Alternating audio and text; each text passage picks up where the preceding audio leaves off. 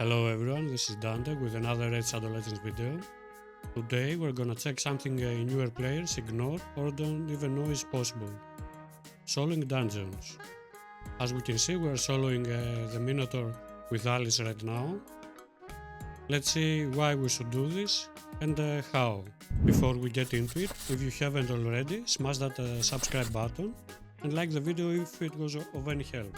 As you can see on this example, it took us 1 minute 21 seconds to beat the highest stage on Minotaur with just Alice. Doing this allowed us to get scrolls for Alice or for Coldheart at this point and get some levels, some experience for Coldheart, which is just now leveling up. Minotaur is the first dungeon every new player must start soloing as soon as possible, because this is the best way and the most efficient way to get your masteries done and level up your champions. So this way will double dip, get scrolls and experience at the same time. Let's see how we can achieve this. First of all, Minotaur is the easiest dungeon to solo, so you can basically do it with almost any champion, whether they are rare, epic or legendaries. All you need to start with is some lifesteal gear or bloodthirst at this point, which is basically a little upgraded lifesteal gear that I got from Doom Tower. Both sets are the same basically. Bloodthirst only gives us a bit of critical rate on top of the healing. So we are healing when we're doing damage, so we do need to be fast, take turns and do damage to the enemies and heal ourselves before we die. Minotaur is not that hard to achieve this. As you can see, we did it and most of our gear is not even leveled up. We have a rare relic. Our Alice is not booked at all. And not even all our masteries are here. My advice for newer players especially is to buy the masteries for the two first champions with gems. Give the 800 gems, get your masteries finished, and then use these two champions to farm the masteries for the rest of your champions. Especially for damage dealers, masteries are really important. They are making them much stronger. So we are going to do much more damage, so the lifesteal gear or bloodthirst gear will work much better and will keep us alive. These masteries I have on Alice are not the most efficient masteries for soloing. These are mainly for arena. Let's see what we should have for soloing the dungeon easier. First of all, we get Deadly Precision to get some more critical rate. Critical damage is always nice. Increasing damage inflicted to shield buffs. This is not very useful for dungeons. Getting Grim Resolve or Heart of Glory would be much better because we get more damage when we are above or under 50% health. For easier soloing, it's better to get a Life Drinker. This gives us more healing when we have 50% HP or less. Whirlwind of Death is always very strong because it gives us speed for each enemy we kill. So even if we don't have that great stats, we can get 80 speed just with these masteries. Bring It Down is very strong for dungeons because most of our enemies have higher HP than us. Wrath of the Slain is also very strong because if we have food, meaning other champions that will die in the dungeon, this will give us more damage. Then Methodical is very strong also. It increases the damage inflicted by the champion default skill. We will use the default skill very often. And for the last mastery, as a beginner, War Master is the desired mastery because we do damage based on the enemy's maxed HP. So even if we don't have that great of gear, we can do much damage with the gear and the stats we have.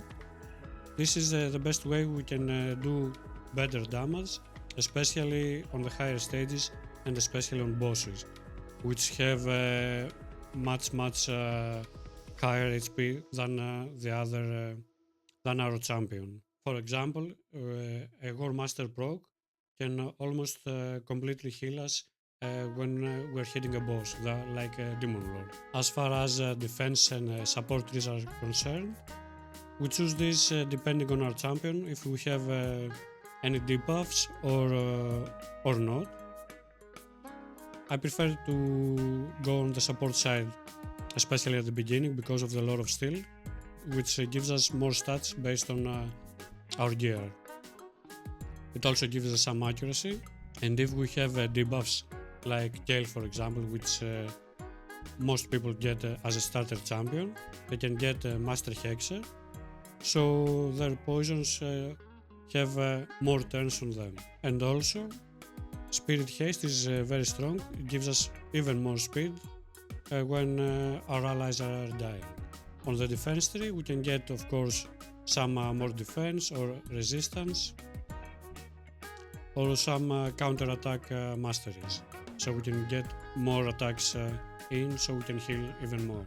As far as stats are concerned, it is recommended to have around 200 speed for stages up to stage 20 on most dungeons, and if you have debuffs to apply, you need around 200 to 250 accuracy. And of course, the higher stages we want to do, the more speed we have, the better stats we have, the easiest and safest it is to do it. Of course, Bloodthirst and Lifesteal gear is great for champions that do actual damage, and especially if they have good AoE attacks, that they can actually hit a lot of champions at the same time, because the more they hit, the best, the more damage they do, the more healing we get. But if we don't have champions that do great damage, for example, Myceliac Priest doesn't do damage based on hits, but does great damage based on poisons. So Lifesteal gear won't help us that much, only when we hit the War Master proc. So we can have some regeneration gear set. Regeneration, for example, gives us healing for every turn. So we need our champion to take as many turns as possible, so they heal every time the same. Regeneration set is very strong, and the better stats you can get in regeneration, it will help you really very much to solo many stages in many dungeons. As you can see, Myceliac Priest Thorn also soloed Minotaur Labyrinth. It took us a lot longer, but time shouldn't be that important, especially at the beginning, and especially for free-to-play accounts, because with the same energy we get scrolls and we get levels on our champions. For example, to buy the masteries for a champion, it's 800 gems. If you buy energy with gems and farm the masteries, it will cost you around 600 gems. And with that energy, you won't get only the masteries, but you will get levels and experience in your champions. So it is very worth it to do it this way. And if you have a free-to-play account, this is pretty much mandatory. Next target dungeon to solo, for me personally, is Dragon, and especially Dragon 20, because this is the stage where we get only 5 and 6-star gear. I was lucky enough to pull Harima, of course, which is a positive affinity to the dragon, so it is much easier for her to stay alive, and she is a defense champion, which also helps here. But always remember that you don't even have to solo it. You could just get 2 champions in. For example, you may have a reviver that can survive some stages. You have 1 damage dealer and then you get your food inside. As you can see, Harima and Sabitha easily finished Dragon 20, although it took us a lot longer than usual because Sabitha actually kept reviving the food champions. Using strategies like this helps your account really very much, especially on cases like today, where we have a Dragon tournament and a Champion training tournament at the same time. So we run the Dragon, we get points running the Dragon, and we get points running the Champion training tournament, getting experience at the same time.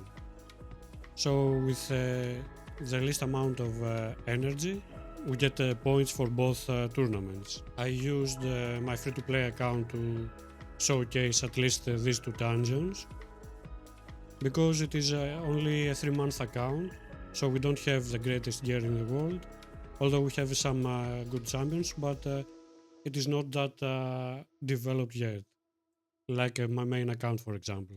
I won't get into too much detail for the rest of the dungeons, because you can pretty much solo almost every dungeon except Fire Knight. Although I think you can also do it, but it's actually much harder. And personally, I haven't seen yet Sun Devil and Phantom Shogun solo strats. Of course, we can easily duo Sun Devil and Spider's Den with some good gear. We can solo or do it even up to stage 10 hard. But you can leave a comment below asking of what kind of dungeon you want to see in more detail, how to solo it, how to beat it, and how to do it more efficiently. So a few advices to leave you with. Defense and HP champions are better than attack champions because they are much easier to stay alive. Lifesteal, Bloodthirst and Regeneration sets are very strong and we can use them to solo dungeons. Having strong affinity to the stage we want is very important, especially at the beginning. It will help us really very much to stay alive much easier with less stats. And the basic stats that are needed are around 200 speed and 200 accuracy up to stage 25 normal. Of course it can be done with less, but if you want to be as safe as possible, the more stats you have, the better it is, of course. That's it for today for solo strategies. If you want to see some specific dungeons and how to beat it with other champions, maybe rare or less, I can use my main account in which I have many more champions built. I just wanted to talk about these strategies because I saw a lot of people lately that didn't even know that they could do this, even on Minotaur. So they were wasting energy in many dungeons as a new player. Before leaving, I want to say that the Hell Hades Free-to-Play Challenge 2025 is finishing tomorrow on 4th of April. So now we're discussing what we're gonna do next. Of course we're gonna do more videos in general, but I was thinking about doing another challenge. I have a post on my community tab with some ideas. You can vote on the poll or leave comments with your ideas, so we see what we can do next. Thanks everyone for watching. Don't forget to subscribe to the channel, like and share the video if you enjoyed it. Until next time, take care.